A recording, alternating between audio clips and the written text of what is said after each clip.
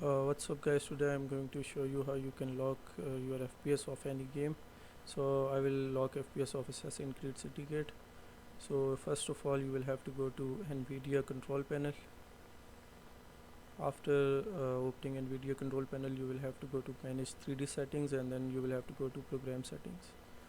Here you can see ACS.exercise. If here you only see ACS.exercise but not the capital ACS, you will have to run the game again and then you will have to close the game. This is because these settings will not apply if you are only applying them on the small character one. So here you can see I have uh, let me see, I have locked my FPS on 120 FPS, so I will change it to 10 so that I can show you.